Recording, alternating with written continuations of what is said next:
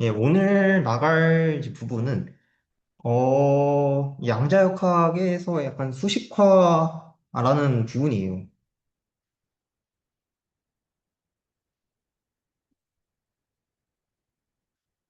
수식화라는 부분인데, 제가 말씀을 드리면은, 지난 시간들까지 저희는 어떤 걸 봤냐면요. 페이트들이랑, 그리고 이제, 옵저버블이 있었습니다.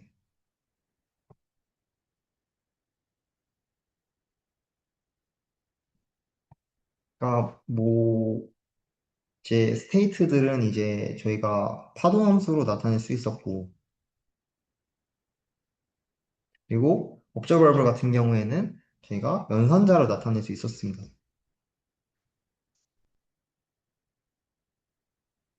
이제 옵저버블이라고 해가지고 뭐 연산자인데 뭐 간단하게 하면은 뭐 위치가 있었고 뭐 운동량 연산자가 있었죠. 뭐 그런 등등등등등 연산자가 있었던 것 같습니다. 예, 파동함수는 이제 벡터 스페이스 안에 있었고, 그리고 이제 연산자 같은 경우에는 내가 어떤 역할을 했냐면은 선형 변환이라는 역할을 했습니다.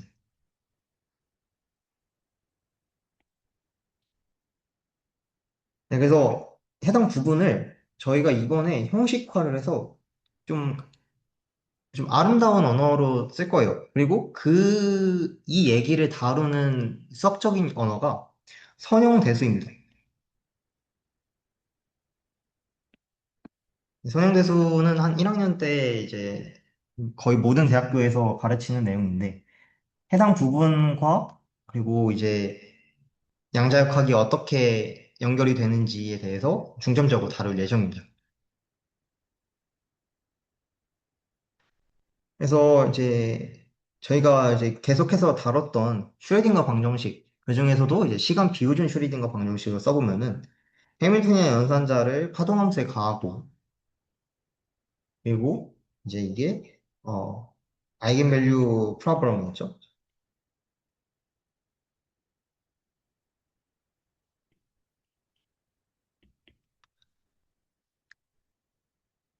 그리고 지금 이 형태는 이제 벡터 형태인데 파동함수를 나타낸 겁니다. 파동함수를 나타낸 건데 이제 물리적 상태가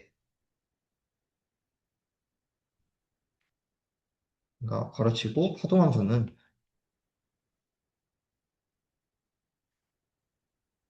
이제 벡터 형식으로 벡터로 나타낼 수가 있다.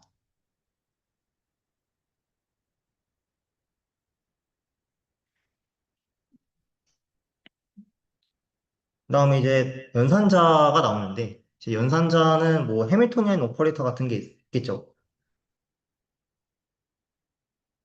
예를 들어서 해밀토니안 연산자 또는 뭐 모멘텀 연산자 뭐 이런 게 있을 텐데 운동량 연산자 이런 게 있을 텐데 해당 부분은 저희가 선형대수에서 행렬로 생각을 해볼 수 있습니다. 매트릭스로 생각할 수 있고 이제 매트릭스 같은 경우에는 이제 리니어 맵 또는 이제 선형 변환 뭐 이렇게 생각을 해볼 수 있겠습니다.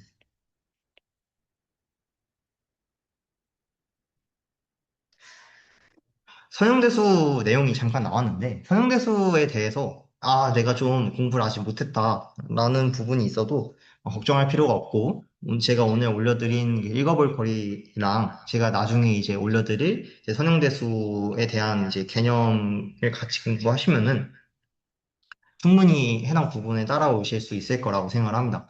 물론 이 부분이 되게 어려워요. 되게 어렵지만은 그래도 제가 최대한 쉬운 언어로 쓰려고 노력을 했고, 그리고 중간중간마다 이제 질문을 해주시면은 제가 성실히 답변을 해드리겠습니다. 예, 다시 돌아가서. 그다음에 이제 연산자가 나왔고, 그리고 물리적 상태도 나왔고, 이제는 이제 물리량이 나올 겁니다. 물리량 같은 경우에는 저희가 이제 문제를 푸는 이 모율값 문제에서 오육값에 해당합니다.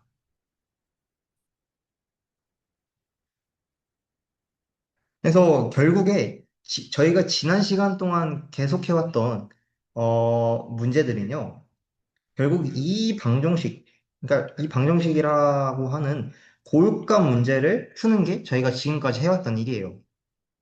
그리고 이 고육감 문제에서 물리적 상태는, 그러니까 즉 파도함수는 벡터로 표기할 수 있었고, 연산자, 뭐 해밀토니안 같은 연산자는 이제 행렬로 표기할 수 있고, 그리고 이제 뭐 에너지 같은 물리량은 이제 고유값으로 우리가 표현할 수 있다. 이렇게 생각을 해볼 수 있겠습니다. 그러면은 왼쪽은 저희가 지금까지 해왔던 이제 양자역학에 대한 내용이었고, 오른쪽은 저희가 선형대수 문제에서 봤던 것들이잖아요. 예, 그래서 해당 부분을 하나하나 좀 쪼개가지고 말씀을 드리겠습니다.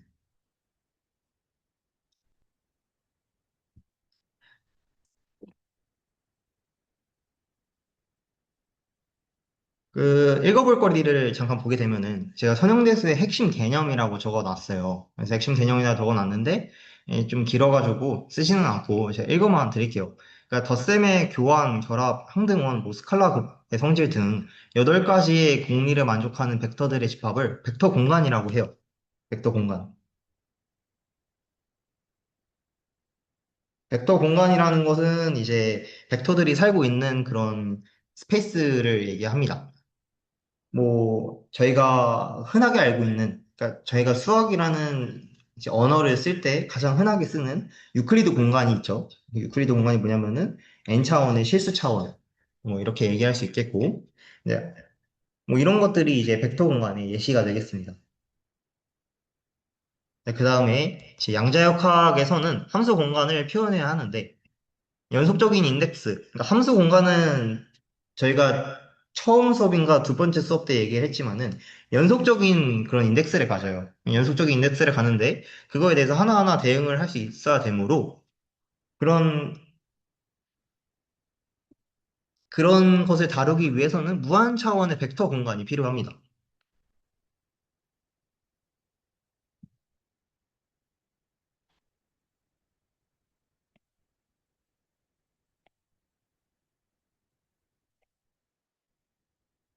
연속적인 인덱스라 쓰지 말고 연속적인 변수라고 쓸게요. 연속적인 변수에 대응하는 함수값.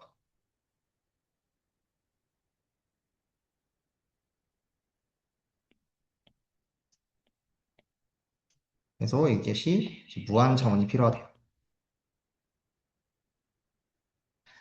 자, 그 다음에 이제 두 번째로 중요한 이제 선행대수적인 개념은 내적이라는 겁니다. 내적. 이제 내적이라는 것은 유클리드 공간에서 어떻게 정의했었냐면요. 이 닷 프로덕트라고 고등학교 때 배우죠. 닷 프로덕트. 이제 x 닷 y는 시그마 이제 xi의 스타 y의 i가 이제 n까지 뭐 이런 식으로 이제 표현할 수가 있고 이것이 이제 디스크리트한 변수로 나타나져 있는데 함수 공간에서는 이제 자연스럽게 적분 형태로 확장이 가능하겠죠. 그래서 이 오른쪽에 있는 부분을 이 적분 형태로 쓰면은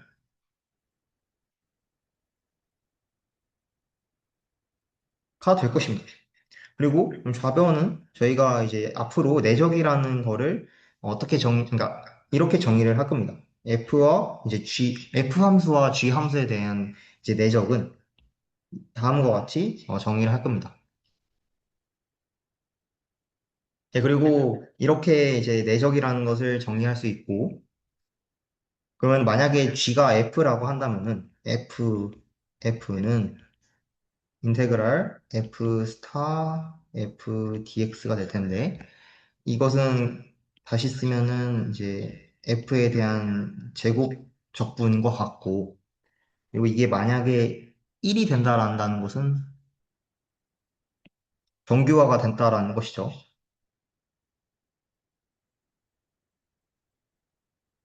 그리고 여기서 이제 내적하면은 저희가 항상 하는 내적의 크기를 보게 되면은 벡터의 크기를 보게 되면은 벡터의 크기는 이와 같이 적을 수가 있습니다.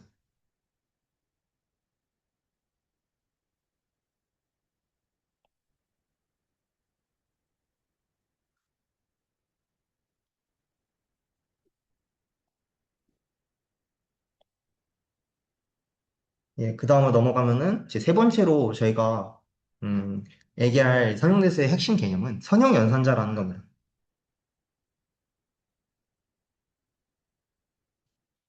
선형연산자를 말씀드리면은 어떤 한 벡터가 있어요.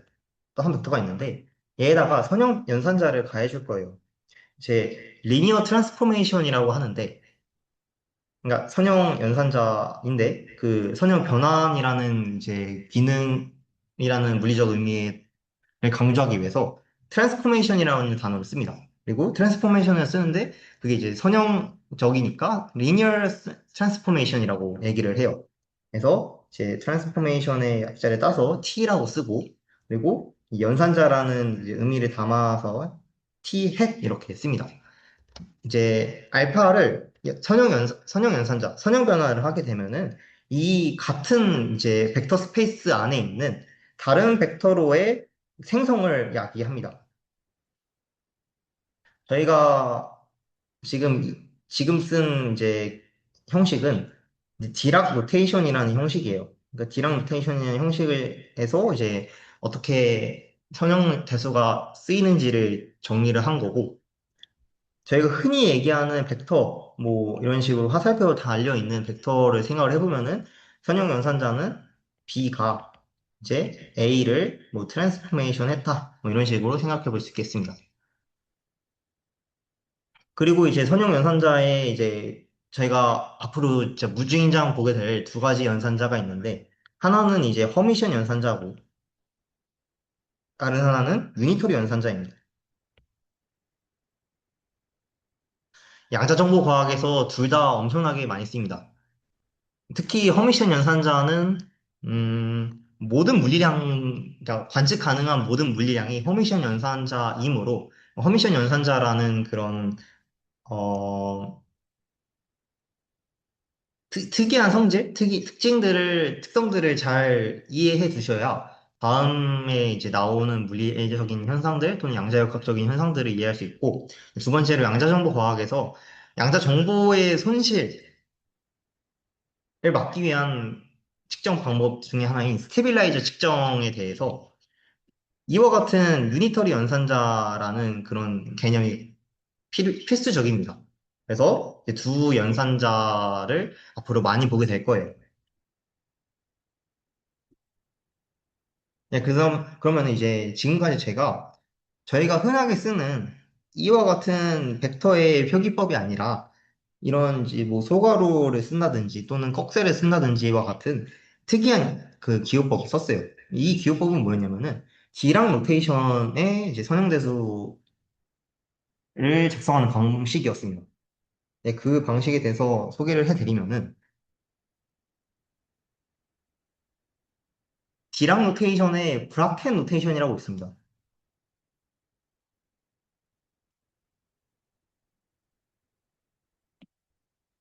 이제 브라켓 노테이션에서 저희가 지금부터는 어떻게 얘기를 할 거냐면은 이제 캡 벡터와 브라 벡터가 있습니다.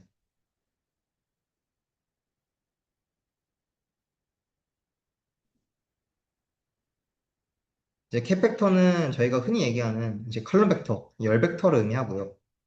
그리고 브라 벡터는 이제 행 벡터를 의미합니다.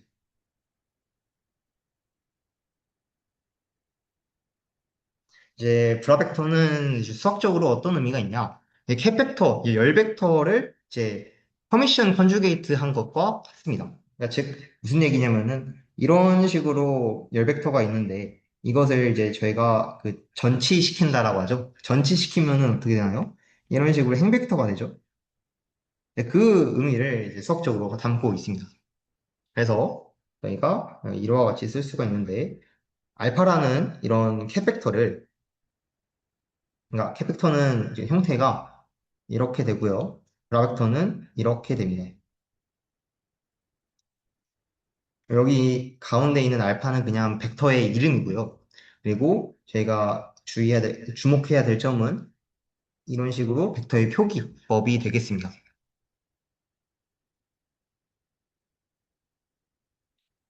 예, 아무튼 그래서 브라벡터에다가 이제 대거를 취하게 되면은 이게 캐벡터가 된다. 이렇게 설명할 수 있겠습니다. 예, 그래서 브라켓과 캣 브라, 뭐, 이 두 가지 벡터를 이용해서 어떤 것을 쓰기 위해서 이런 노테이션을 쓰냐라고 물어볼 수 있는데, 이렇게 쓰면 대단히 편한 것들이 있습니다. 하나는 뭐냐면은, 제 브라켓인데요. 이것은 제 기호로 쓰게 되면은, 브라 벡터와 그리고 캣 벡터를 같이 쓴 거예요. 자, 이 표시는 내적을 의미합니다. 내적. 이제 내적을 의미하고 그 결과로 복소수 값을 내놓아요. 소수. 그리고 캣브라도 있습니다. 캣브라는 뭐 내적이 나왔으니까 당연히 외적을 의미하겠죠. 그래서 외적은 이제, 이제 캣 벡터와 그다음에 브라 벡터를 이제 나란히 쓰고 이것은 결과값으로 행렬을 내놓습니다. 행렬은 이제 양자역학에서 연산자로 기능을 하게 됩니다. 여튼 이제 행렬 각각 복소수와 행렬을 내놓고 각각 내적이란 의미와 이제 외적이라는 의미가 담겨 있다. 이렇게 이해할 수 있겠습니다. 자, 그 다음에 저희가 아까 논의를 했던 것 중에 하나가 벡터 스페이스가 있었는데 그러니까 파동함수는 연속적인 변수를 갖잖아요. 연속적인 변수에 대응하는 함수값을 가지려면은 무한 차원의 벡터 스페이스가 필요해요. 이제 무한 차원의 벡터 스페이스가 필요하기 때문에 저희는 힐버트 스페이스를 도입을 할 거예요. 그리고 지금부터 저희가 논의할 내용들은 모두 다 힐버트 스페이스 위에서 일어나는 일들이에요.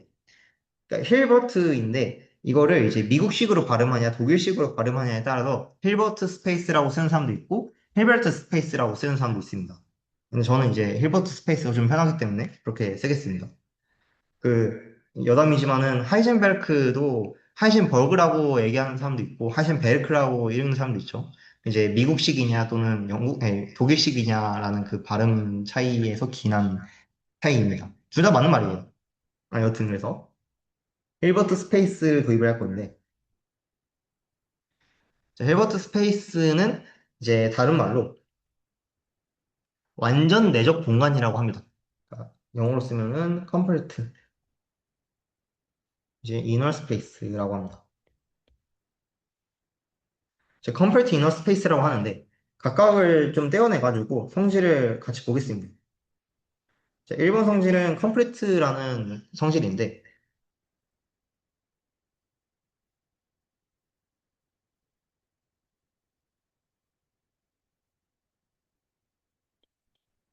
이거는 뭐 한국어로 완전성이라고 해요, 완전성.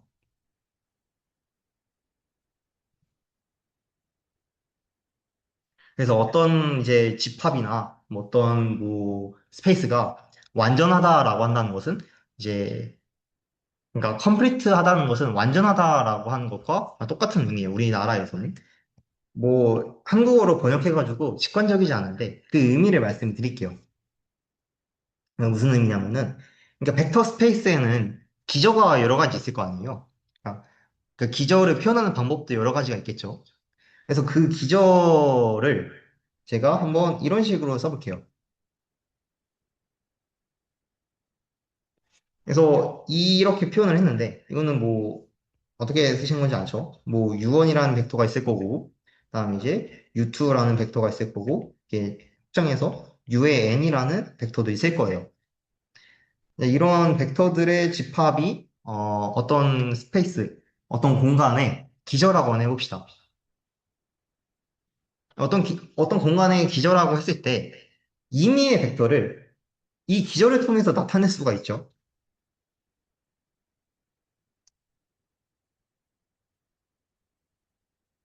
근데 힐버트 스페이스는 제가 말씀드렸다시피 무한 차원의 이제 벡터 스페이스이기 때문에 이 n이 아니라 무한대를 쓴다는 것을 주의해 주십시오.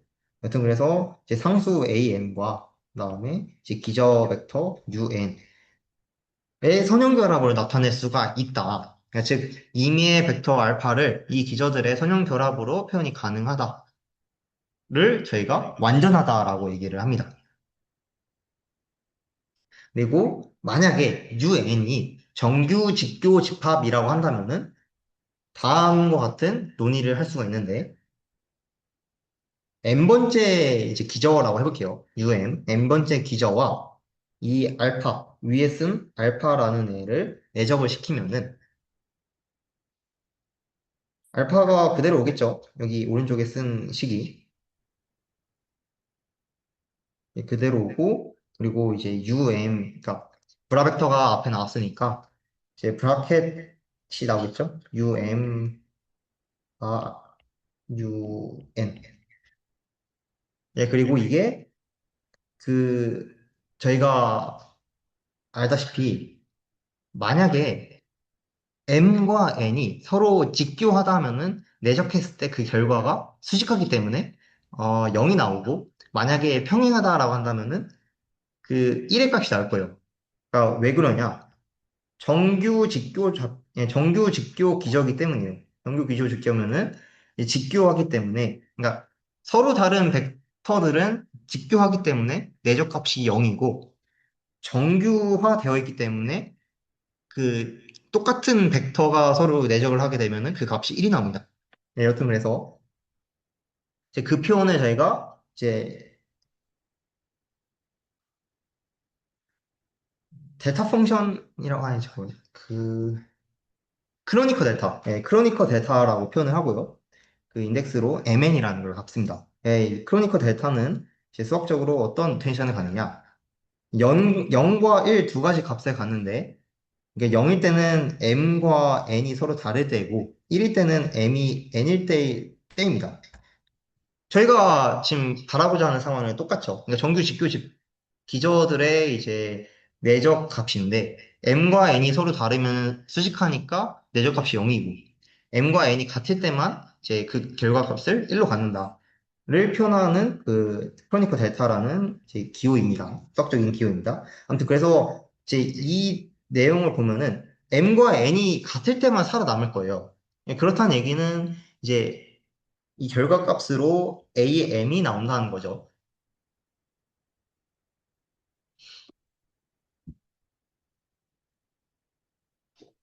그래서 저희가 되게 중요한 수식을 여기서 뽑아낼 수가 있는데, 어떤 중요한 수식을 뽑아낼 수 있냐?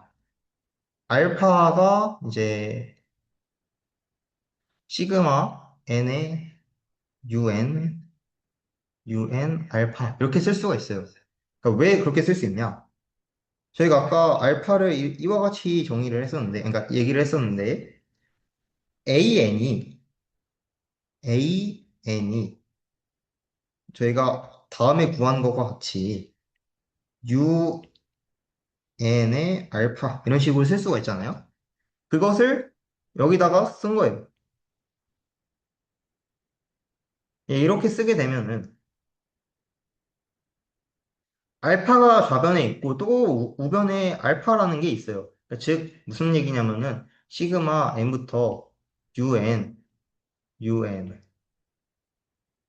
알파가 이제 서로 같다는 건데, 이 두 값이 같으려면은 앞에 있는 이 연산자가 지금 캣브라 형태잖아요. 캣브라 형태면은 아무래도 이제 매트릭스 형태가 될 텐데, 그 매트릭스 형태를 곱한 게 똑같은 값이 나왔다라는 것은 얘는 단위 행렬이 됩니다. 단위 행렬. 그래서 이제 앞으로 양자역학의 수식 전개를 할 때 가장 많이 쓰이는 것 중에 하나인 어, 내용이 이제 이게 되겠습니다. 완전성 레이쇼? 완전성 관계? 뭐 이렇게 한국어로는 표현을 하는데, 그 내용이 이제 시그마 n이 무한대까지 un이라고 쓰일 수 있겠습니다.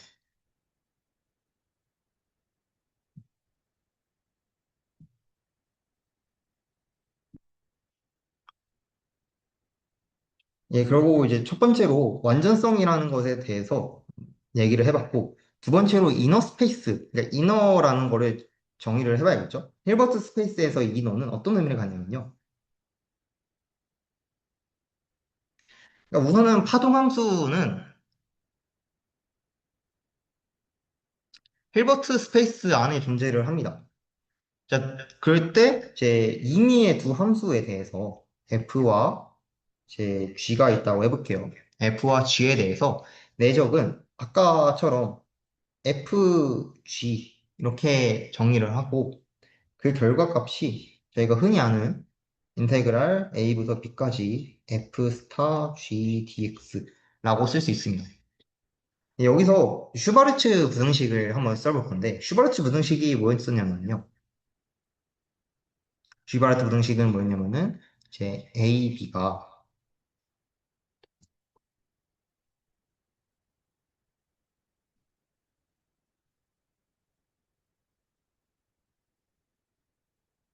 A, B의 이제 제곱이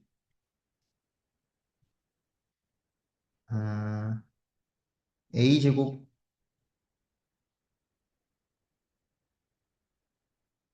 더하기 B 제곱이었나?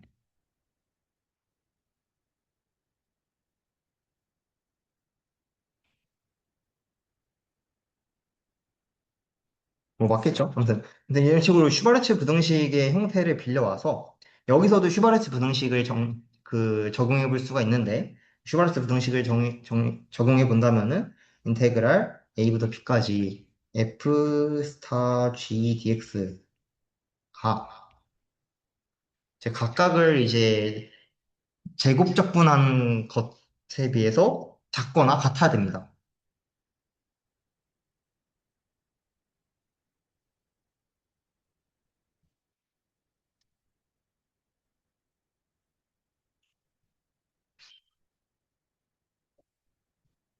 네, 그리고 한편 이제 만약에 G가 F였다면은 F와 F의 적분은 이제 그 자체의 적분이 되니까 F의 제곱적분이 되겠죠. 그래서 이게 1이라면은 정규화 조건을 얘기하게 되고 그리고 이제 이 내적이라는 것은 다음과 같은 조건을 만족하게 됩니다. 이 스타라는 것은 이제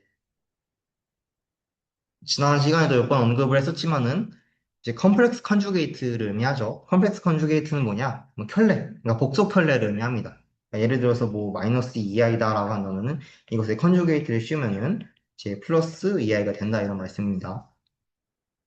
아무튼 그래서 이제 3장 1절을 끝 맞췄는데 3장 1절에서는 이제 앞으로 논의할 선형대수에 대해 진짜 필수적인 개념들만 이제 모아놨어요. 그래서 3장 1절에 대해서 이제 엑기스 중에서 또 엑기스를 정리하면은 다음과 같이 정리를 할 수 있는데 양자역학에서 물리적인 상태는 벡터로 표기한다.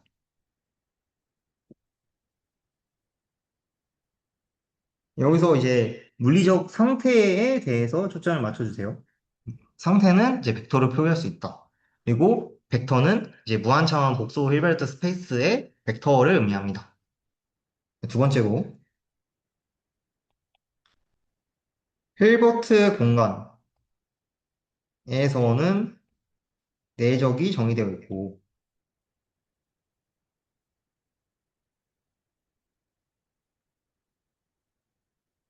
그래서 정규화와 확률 해석이 가능하다.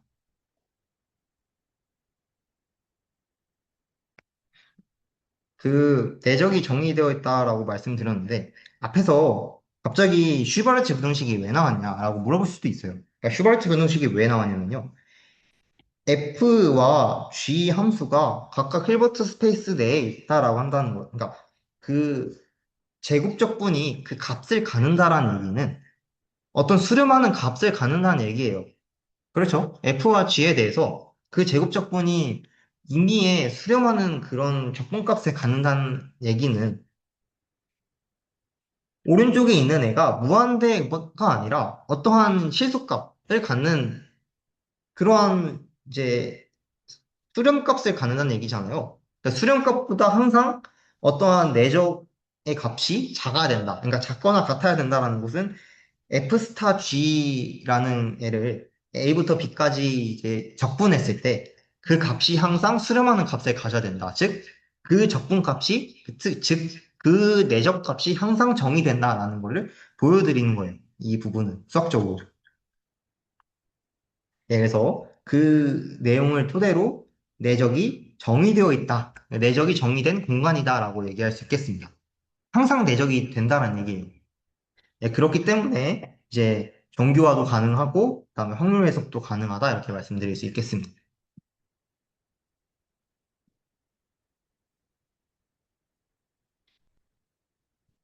그리고 이제 컴플트 그리고 also 오늘 세트를 갖습니다. 네, 이게 무슨 말이냐? 완전한 직교화는 집합을 갖는다라는 게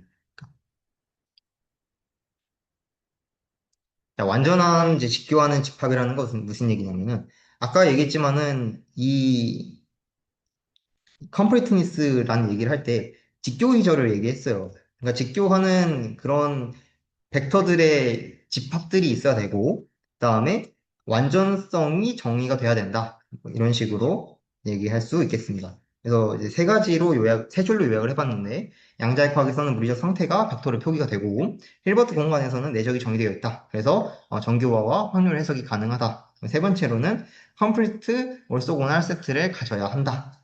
이렇게 정리해 볼 수 있겠습니다. 아니, 너무 이제 양자역학을 들으러 왔는데 수학적인 내용만 한 것 같아서 이 다음 장부터는 조금 왜 이게 필요한지에 대해서 설명한 내용이라서 좀 재미있게 들으실 수 있을 것 같아요.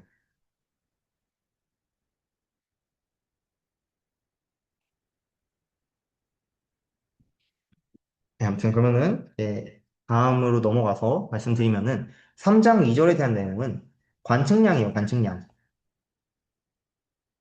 영어로는 observable이라고 씁니다. 자, 관측량이라는 게 뭐냐? 저희가 앞으로 얘기할 물리량과 같습니다. 물리량을 얘기를 하고 이제 이 물리량은 어떠한 수학적인 관계를 갖냐? 어떤 물리적 상태의 알파에 대해서 이제 측정을 하겠죠. 측정을 하면은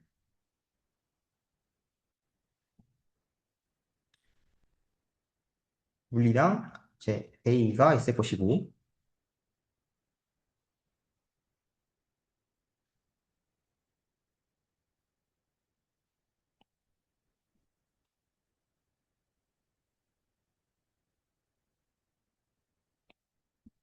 그리고 이제 A의 기대값을 다음과 같이 쓸 수 있을 거예요. A의 기대값은 저희가 옛날에 이제 기대값에 대한 뭐 정의다라고 해가지고 쓰던 거를 그대로 쓰면은 마이너스 무한대부터 플러스 무한대까지 이제 알파 스타 A 알파 dx라고 쓸 수 있고 그것이 저희가 D랑 노테이션에서는 어떻게 쓰냐 알파 A 이런 식으로 쓸 수 있습니다. 그래서 여기서 보면은 상태 알파와 그리고 물리량 A 햇이 있잖아요. 이제 상태는 이제 파동함수와 같은 것을 나타내고 이제 관측량은 연산자를 나타낸다라는 그런 근본적인 차이점이 있습니다. 근데 여기서 측정량은 반드시 실수값을 가져야 해요. 네, 그 얘기는 무슨 얘기냐면은 A의 기대값은 항상 A 스타가 돼야 된다는 얘기입니다. 그 얘기를 다시 쓰게 되면은 해당 부분에서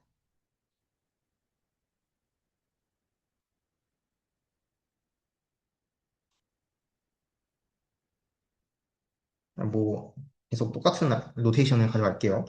자, 알파가 있을 것이고 다음에 A가 있을 텐데 얘가 이제 다시 쓰게 되면은 알파 스타 아니지 알파 스타가 아니지 A 스타 알파가 될 텐데 여기서 알파의 기대값과 A가 알파가 아니지 A의 기대값과 A의 스타에 대한 기대값이 서로 같으므로 그래서 얘는 이렇게 쓸 수가 있습니다. 예, 그래서 이 내용에 대한 의미를 저희는 어떻게 쓸 수 있냐면은 퍼미션 오퍼레이터라고 쓸 수 있습니다. 그러니까 모든 fx와 gx에 대해서 fqg가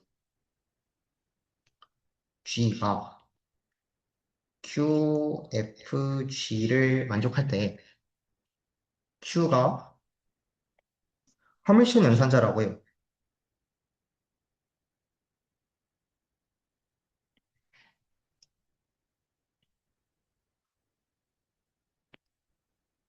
그리고 모든 관측량 Q, 그러니까 모든 관측량 Q는 퍼미션 연산자예요. 모든 물리량 또는 모든 이제 관측 가능량은 다 퍼미션 연산자입니다.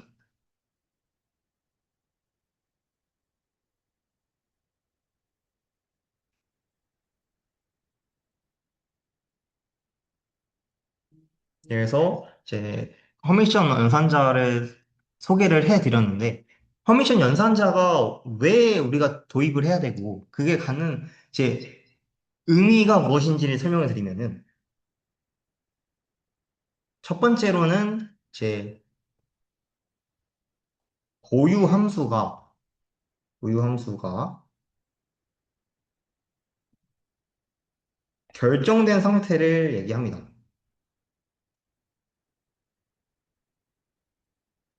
그러니까 무슨 얘기냐면은 저희가 앞으로 하게 될 거는 누누이 말씀드렸지만은 고유값 문제를 푸는 거예요. 이제 고유값 문제를 푼다는 것은 얘기를 드리면은 이 해당 문제를 푸는 건데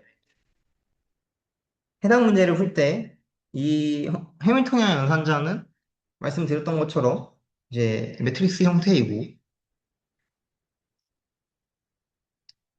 그리고 이 같은 경우에는 아이겐밸류 고유값이고 그다음에 이 벡터라는 애가 아이겐 펑션 그 고유 함수를 의미합니다. 그러니까 선형대수에서 그러면은 이제 해밀턴 그러니까 헤미션 연산자의 이제 아이겐 펑션은 정적 상 그러니까 결정된 상태를 얘기한다는 거예요. 그러니까 결정된 상태라는 건 뭐냐? 그러니까 동일한 계에서 물리량 그러니까 뭐 에너지가 될 수도 있고 그다음에 뭐 운동량이 될 수도 있고 어떠한 관측 가능량 Q를 측정할 수가 있잖아요. 근데 측정을 해도 항상 같은 결과를 내지는 않아요. 이거는 이제 양자역학의 불확정성 원리에 부합을 하는 내용이죠. 그렇다면은 결정된 상태라는 것은 어떤 의미를 갖냐? Q를 측정할 때마다 스몰 q라는 그 값을 주는 상태를 생각을 해볼게요. 그러니까 어떤 상태에 대해서 Q를 측정할 때, Q를 측정할 때 그 고유값으로 스몰 q가 나온다고 해볼게요. 그리고 그 스몰 q를 주는 상태를 저희가 q에 대해서 결정된 상태라 할 수 있겠습니다. 이게 무슨 말이냐? 예시를 한번 들어드려야 될 것 같은데, 예시를 드리면은 저희가 그 조화진동자 단원에서 그 시간 비유존 슈레딩거 방정식을 풀었잖아요. 시간 비유존 슈레딩거 방정식을 어떻게 세웠었냐면은 해밀턴 연산자를 이제 파동함수에다가 취하고 이게 이제 E라는 아이겐밸류를 갖는 그런 고유값 문제로 얘기를 했었습니다. 그때 이 방정식의 해가 psi n으로 나왔어요. 그러니까 psi n으로 나왔다는 것은 여러 가지 해가 있었다는 얘기죠. 그리고 psi n에 대응하는 에너지 값, 에너지 밸류 EN이 있었어요. 그리고 이 에너지 밸류는 이 골값 문제의 아이겐밸류였고, 그리고 이 아이겐밸류를 갖기 때문에 해당 방정식을 저희는 어떻게 부를 수 있냐? 에너지 아이겐 밸류 프로블럼이라고 쓸 수 있습니다. 여기와 마찬가지로 이제 2의 뭐 1승 그러니까 2의 1을 고유값으로 갖는 그러니까 즉 고유값으로 갖는다는 얘기는 그걸 이제 관측량 그 물리량으로 갖는 그런 결정된 상태, 푸사이 원이 있다. 이런 얘기를 드리는 거예요. 좀 이해가 되시나요? 그래서 이 조화진동자라는 예시에서 확장해서 일반화된 형태를 좀 기술해 본다면은 이와 같이 쓸 수 있겠습니다. 임의의 그 관측 가능량 Q에 대해서 파동함수에다가 이걸 취하면은 Q라는 고유값을 줄 것이고, 그리고 이는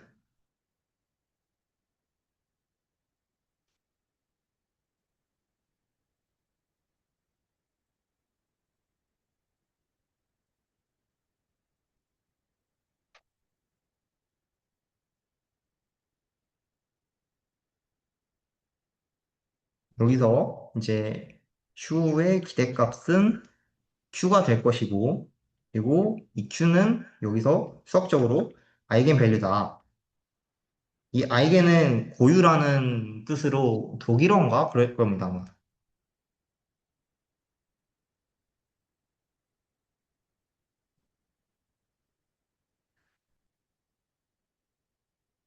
예, 그리고 이 문항을 저희는 아까 말씀드렸던 것처럼 아이겐밸류 프로블럼 about operator Q 라고 쓸 수 있겠습니다. 자, 그렇고 여기서 이 psi가 의미하는 것은 아이겐 펑션이죠. 아이겐 펑션.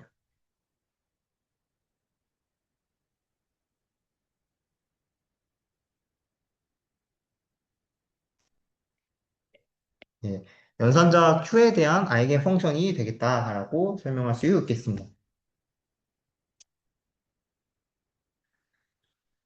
네, 그러면은 이제 저희가 어떤 내용을 다루냐면은 이제 관측량이라는 것을 간단하게 설명을 했고,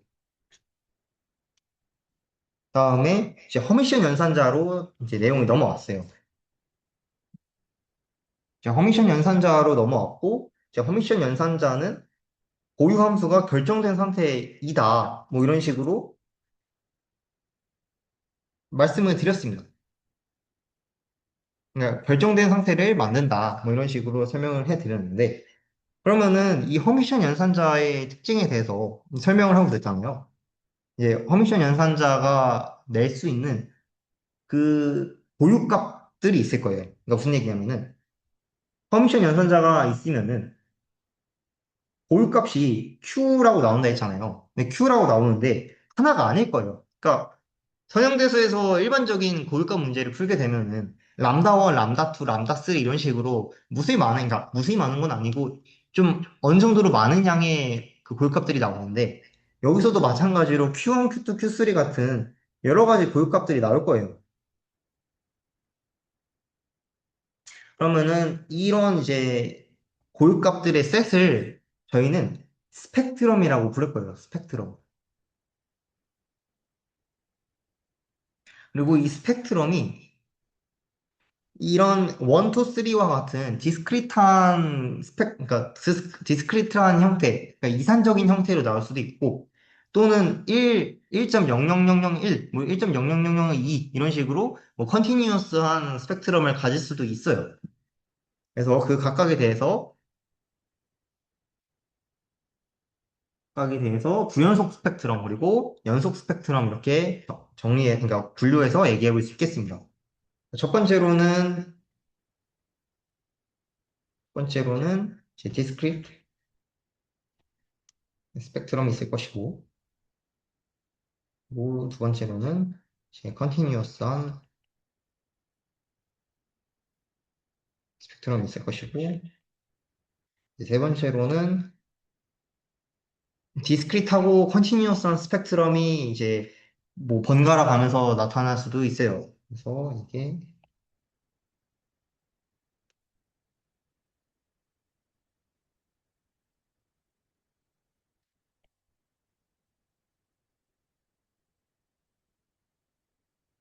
있을 수 있습니다. 그래서 각각의 예시를 들면은 디스크리트한 스펙트럼을 갖는 거는 뭐 아까 예시를 들었던 조화진 동자가 있을 것이고요. 할모닉 오실레이션이죠.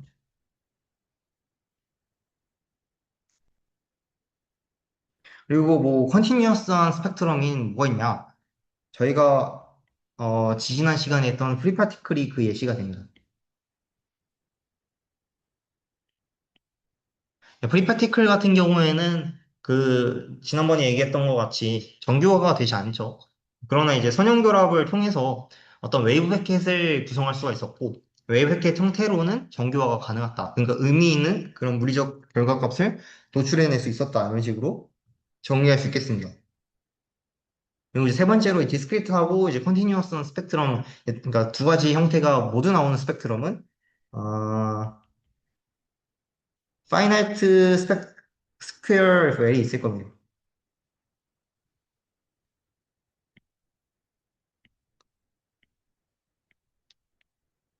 그러니까 무슨 얘기냐면은 유한양자음이죠. 무한양자음물은 이렇게 생겼는데 유한양자음물은 이런 식으로 생겼었죠. 그래서 여기 보게 되면은 이제 이런 식으로 확산하는 그런 입자들도 있었을 것이고 그러게 이제 제가 바운 스테이트와 그리고 이제 들뜬 상태였었죠.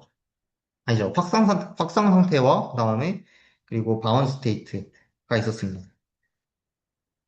여기서 이 확산 상태와 바운 스테이트 각각의 경우에서 뭐 해가 나왔고 그 해들에 대해서 어떻게 정리하면은 뭐 디스크리트하고 컨티뉴어스 스펙트럼 둘 다 갖는다는 그런 예시로 쓸 수가 있다. 이런 식으로 얘기를 할 수 있겠습니다.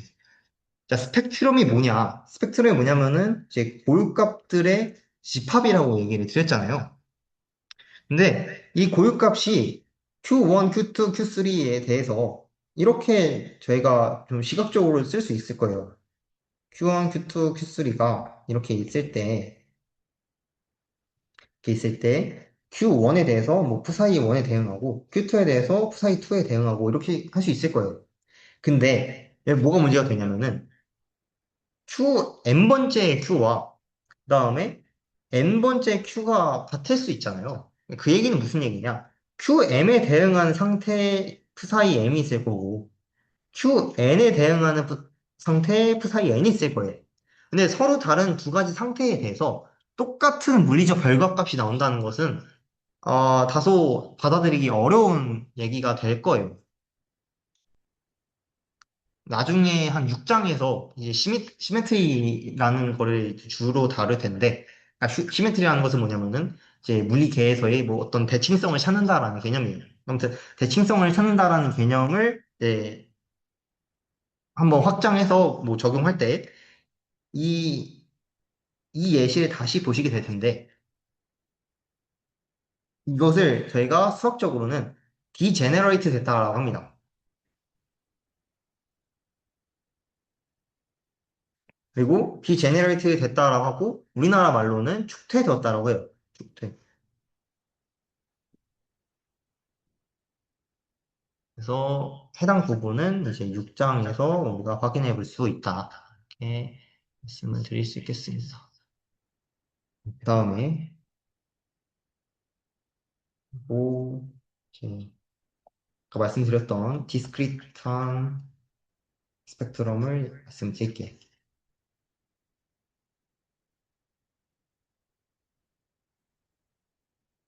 네, 디스크리트한 스펙트럼은 고유값들이 불연속적인 그런 값에 가는다라고 말씀을 드렸어요. 그러니까 불연속적인 값에 가는다라고 말씀을 드렸고, 이 디스크리트한 스펙트럼에서는 세 가지 정리를 적용할 수 있어요. 그러니까 첫 번째 정리는 뭐냐면은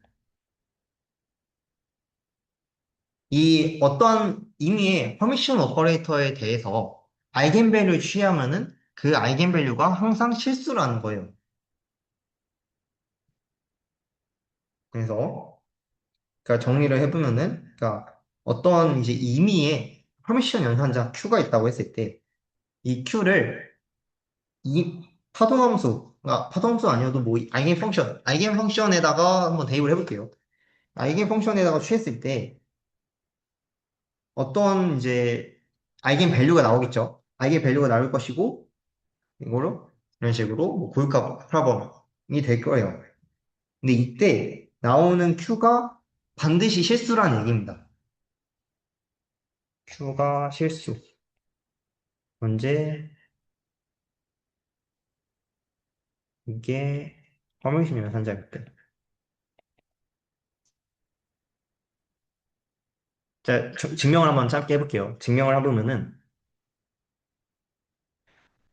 QF와 F를 내적하고 그리고 이 내적 값은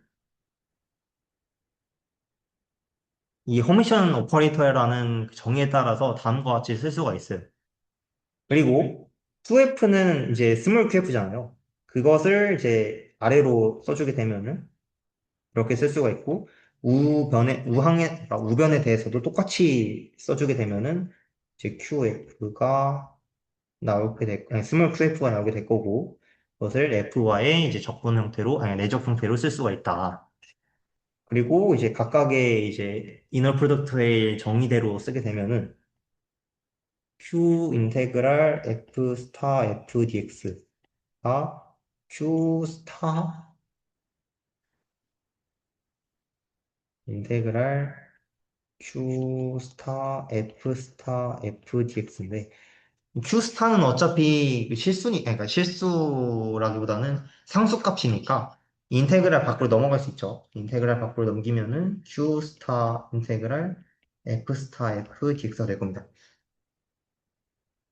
예, 그러면은 이제 이 인테그랄 f 스타 f dx가 서로 같잖아요. 그러면은 우변에 있는 것을 좌변으로 이항하게 되면은 q 마이너스 q 스타의 인테그랄 f 스타 f dx예요. 근데 여기서 f 스타 f dx는 정의에 따라서 f와 f를 내적한 것 같아요. 근데 f와 f를 내적한 것은 사실 그 자신을 내적한 거는 결과값이 0의 값을 가질 수가 없거든요. 그러니까 넌제로 값을 가질 수밖에 없어요. 그렇기 때문에 이게 0이 된다라는 것은 그러니까 Q 스타가 0이 돼야 된다는 거와 같은 얘기이고 그렇기 때문에 Q는 Q 스타이고 이것은 다시 말해 Q가 실수란 얘기입니다. 네, 그래서 이렇게 간단하게 정리를 해볼 그러니까 증명을 해볼 수 있겠습니다. 네, 이것이 정리 1. 이런 이제 아이겐 프로블럼 문제에서 스몰 q가 실수이면은, 그러니까, observable q가 퍼미션 연산자일 때, 스몰 q가 실수이어야 된다. 이렇게 정리를 해볼 수 있겠습니다. 두 번째 정리는 무엇이냐? 두 번째는, 이제, 디스크리트한 아이겐 밸류들에 속하는 아이겐 펑션들은 서로 이제 직교한다라는 얘기예요.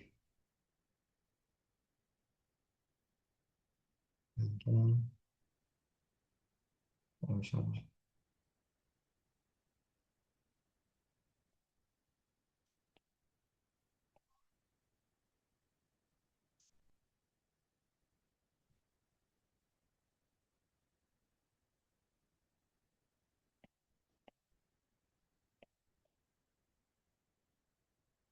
네, 이것도 간단하게 증명을 해볼 수 있겠습니다. 그러니까 아까 썼던 그 방정식을 가져와 보면은 이렇게 쓸 수가 있을 것이고 이때 f라는 함수 말고도 g라는 함수에 대해서도 다음과 같은 뭐 식이 성립한다고 해볼게요. 이때의 고유값을 q 프라임이라고 한번 해볼게요. 네, 그렇다고 했을 때 각각에 대해서 내적을 써주면은 그리고 이제 퍼미션 연산자의 이제 특성을 써주면은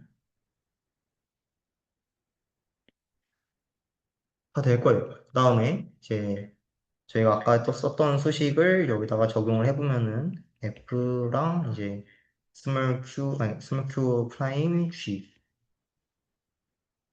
내적, 그 다음에 스몰 Q F와 G의 내적 이렇게 쓸 수 있을 거예요. 여기서 이제 스몰 Q랑 스몰 Q 프라임은 각각 상수란 말이에요. 그러면은 내적이 앞으로 땡겨올 수가 있어요.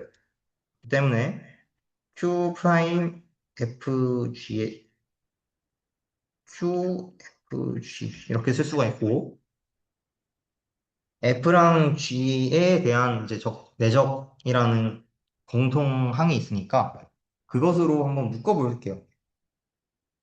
예, 그럼 묶어보면은 F, G, Q 프라임, Q가 0인데 이때 Q 프라임과 Q가 같지 않다면은 FG가 0이어야 되겠죠? 그 얘기는 무엇이냐면은 만약에 그 각 함수, 각 아이겐 펑션에 대해서 서로 이제 고유값이 다르다라 한다는 것은 F와 G가 반드시 직교한다는 얘기예요. 그러니까 만약에 이 스펙트럼이 아까와 같이 디제런에, 그러니까 축퇴되어 있는 그런 값들이 없다라고 했을 때, 아예 없다라고 했을 때, 그러면은 각각의 아이겐 펑션들은 대응하는 아이겐 밸류, 상이한 아이겐 밸류가 있겠죠. 그럼 상이한 아이겐 밸류가 있으면은 각각의 아이겐 펑션들은 모두 다 직교한다는 얘기예요. 그죠? 그리고 만약에 축퇴되어 있더라면은 그런 축퇴되어 있는 애들이 제외하고서는 서로 직교한다. 이렇게 말씀을 드릴 수 있겠습니다. 그러니까 말할 수가 있어요. 예, 그래서 정리 2도 이렇게 간단하게 증명할 수 있고요. 그 다음이 이제 정리 세 번째예요. 예, 정리 세 번째는 어떤 거냐면요. 커미션 매트릭스의 아이겐 벡터들은 아이겐 벡터라고 하기에는 그렇고 아이겐 펑션인데 그 좀 뭐랄까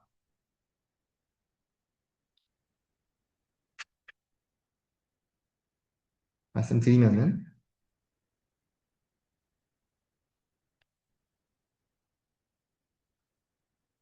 예, 여기인데 이제 커미션 매트릭스의 아이겐 벡터들은 벡터 스페이스를 생성해요. 벡터 스페이스를 생성하는데 이것은 무슨 얘기냐면은 한국어로